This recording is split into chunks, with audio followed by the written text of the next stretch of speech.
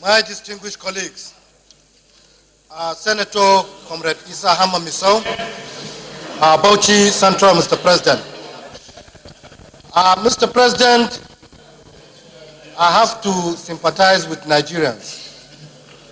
And the reason why I'm saying that,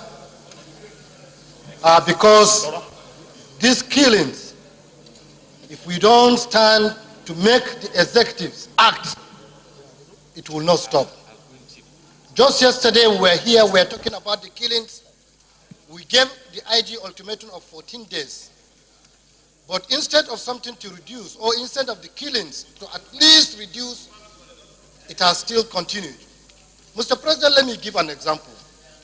If you look at all the areas where these killings are taking place, they are called soft target. Why are they called soft target? Because you will never see the presence of any security man around that place.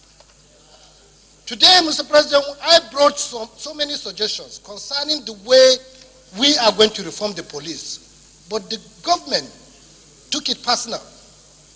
I said it because I was in the security cycle. And I've worked with so many VIPs. I know what is happening in the country. Just this Monday, Mr. President, I was going to National Defense Academy in Kaduna in the morning. When we were, I left my house 6 a.m. We were going throughout from Abuja to Kaduna. We only saw 3 police vehicles. One inside filling station, one by the road, then another APC. Around 6 o'clock. We passed that place. I reached NDA before around 9 o'clock. I finished what I was doing in NDA around 10 o'clock and I was coming back. Immediately when I was coming back, I saw more than 20 vehicles of the policemen. That means between the hour of 4 o'clock, maybe 3 o'clock, 4 o'clock, 5 o'clock, they will leave their duty post and disappear. And that is the time these criminals normally use to unleash this kind of terror on these innocent citizens. And we have said it here. Mr. President, why can't we know the number of people per each local, number of security men per each local government? We are talking here. We don't even know how many people are guarding our communities. And why should one marketer, because somebody is dealing with oil, have like 30 policemen in this Abuja? One single person, 30 policemen. And by United Nations standard, one policeman is supposed to be for 400 people. And even in Nigeria, at these statistics, it is one policeman to 800 people. Even at then, we have taken more than 150 policemen guarding banks, guarding VIPs, embassies. I don't have problem with that. But if we are going to give those services, then these people should pay for these services so that we'll be able to recruit more people to have more equipment. But there is no way bank oil companies will be paying millions and it will be going to people's pocket, and we are not improving with the equipment, we are not improving the accommodation, we are not even getting more policemen. Mr. President, a lot of things is wrong. We don't hold anybody accountable. Today, there was a time the IG came here during this hearing about this Abuja, Kaduna. I told him, why can't you man maybe each 5 kilometers put a SPO, that is a senior police officer, to man that place, so that if anything happens on between that 5 kilometers, that person will be held accountable for that. Nobody, people will kill and the DPO will be there, people will kill the commissioner of police there, people will be killed and the IG is still listening because they have people in the villa to protect them. When I made this thing, some people went to the president and told him that I'm going after his family. And because of that one, they packaged to Attorney General to take me to court. I was told.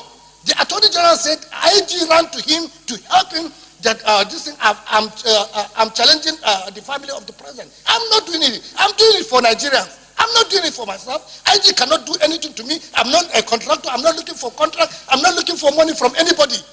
But I am doing it for this nation. Today, the DG NIA that was just appointed, is he qualified to be there? He's not qualified. This is a person that failed 2 exams. We know. He failed 2 exams. And just because he's close to the cabal, he's close to the people taking decisions, given what to do this thing, and he was appointed.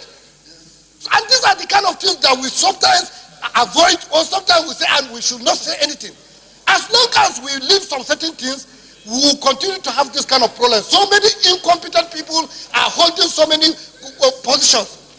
Even today, I don't feel the presence of ministers. So many ministers, 50% of the ministers are not performing. Since the time the president assumed office, he has not taken any decision to check this country. Today, we are seeing it, and everybody is avoiding it. Nobody wants to say anything. Until we begin to talk, all these things that we are doing here, it cannot solve this problem. If we like, let us call any kind of conference. We as legislators, we cannot implement anything. The executives, they have the power to implement all these decisions, and if they don't want to implement it, or if they don't care with what we are saying, right from the beginning of this, they term the National Assembly as their enemies. What are we doing? It's because we are trying to put direction to the government for them to succeed. But so many people will go, even when we are on holiday, so many people were going behind to say that they should try now and remove the Senate president. I know during this holiday, they were saying that and it was a minister that was spearheading that thing. What is the reason? They said they are suspecting that Senate president will lead APC. That they should create more problem for him so that they will remove him. So what kind of a system are we? Why are we so this thing? Everything about religion, everything about tribe, everything about this thing, sensitive positions. We cannot even get people, competent people to handle it. So what do you want us to do? Mr. President, I think it is right time.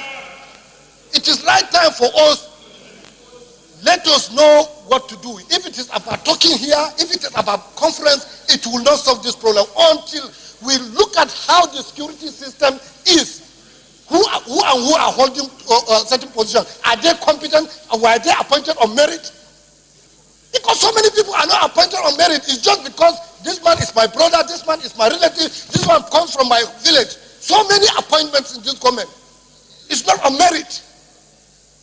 And there are some people now that they have taken over the government as if they are even above the president. They take decisions anyhow. Look at now, now we are saying we are fighting corruption. Simple thing, Baba Chir, Senate indicted him. Vice President Committee indicted him.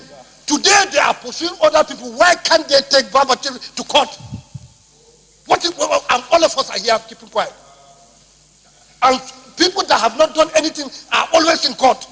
And this is the man that squandered money meant for, not is for IDPs. And he's still visiting the villa every day. Look at this minor issue.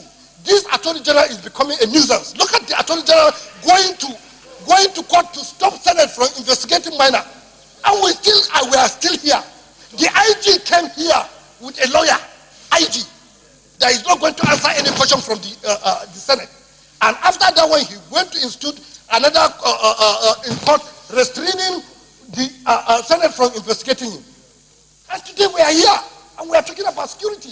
If the IG cannot come and face the Senate and tell them what he's doing, he's going about with lawyers, then what are we saying? Is the chief, is the main person that is supposed to protect internally, supposed to protect lives and property. All these ones that we are doing, army, they are just supporting the police. Just yesterday when I was passing in the morning to Gorimpa, I saw army, Navy escorting Abuja Environmental Protection, FCT, to enforce people that are selling on the road. Army and Navy escorting FCT, Abuja Environmental Protection. So which kind of country are we? So Mr. President, these are small issues. If we are just to give medicine, so many things there is failure of leadership. Whether we like it or not, there is a fundamental, so many things are wrong. Until we sit down, let us forget about religion, let us forget about tribe, let us forget about where we come from. I went to Federal Government College Azare, a unity school. I look at everybody from this Nigeria as my brother. Today, how many of our leaders look at all of us as brothers? How many of us? Until we begin to realize this kind of thing, we can't just be giving medicine without trying to investigate what is the cause of that ailment. We have to go deep. But by the time we stay, okay, somebody will come, I'm sick, you say, okay, take Panadol without checking what is the reason, what caused that headache. A lot of things is wrong, and we have started descending. If we don't do anything now, because now, from what I'm seeing now, we have started election work, because I saw some governors going to the villa to make endorsement. Very soon now, even me, I will gather some people to make endorsement. That means election has started. Listen. So, Mr. President, this is the right time. We have started descending. This is the right time for us to do the right thing. I think the leadership of this National Assembly should go and have one-on-one talk with the president. People is as if it's not in charge. It's as if some people are the ones in charge of this country. Even the DGNIA that we are talking about, they said some people in the cabal, they are the ones that appointed that person to be there without cross-checking other things. So, Mr. President, you and the Speaker, if you want to put some other leaders in the part of leadership in this, you must see the President. We have 2 or 3 months to correct this thing. If we don't correct it, that is the end. If you look at what is happening now in the social media and paper, you can see this is the government that came with credibility, that came with so many things. I saw the other time, last week, Tunde Bakari condemning the government. Today, so many people are condemning the government. And this is Bisi Akande. This is the government. This is the government that came with all this kind of things. So that, Mr. President, try as much as possible. Let us try and do the right thing. If there are certain people that are misleading the president, let the president sack them. Let the president sack them. Because as long as they are there, they will not allow the president to perform effectively. So this is the simple. Thank you, Mr. President.